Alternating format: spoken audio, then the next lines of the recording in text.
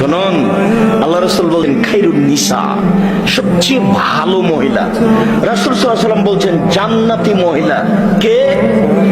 এক, স্বামীর সাথে কথা বললে হাসি মুখে বলে।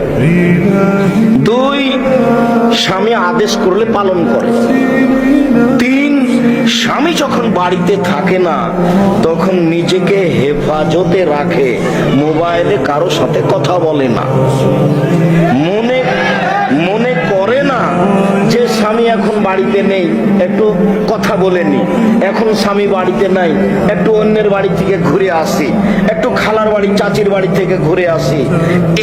এইটা মনে করে না যেই মহিলা, তার জন্য জান্নাত খোলা আছে। ওরা যারা জান্নাতে যাবে সিরিয়াল এক, আল্লাহ রাসূল বলছেন নবীগণ জান্নাতে যাবেন। দুই, শহীদেরা জান্নাতে যাবে। তিন, সত্যবাদীরা জান্নাতে যাবে। চার, ওইসব মহিলা জান্নাতে যাবে যারা স্বামীকে মেনে চলে। সিরিয়াল মোহাম্মদ সাল্লাল্লাহু আলাইহি ওয়াসাল্লাম এইভাবে বললেন। আমি অনুবাদক, আমি এখানে বাড়তি কিছু আপনার জন্য বলিনি, আমি আপনাকে বলছি স্বামীকে মেনেই চলতে হবে, এটাই জান্নাত।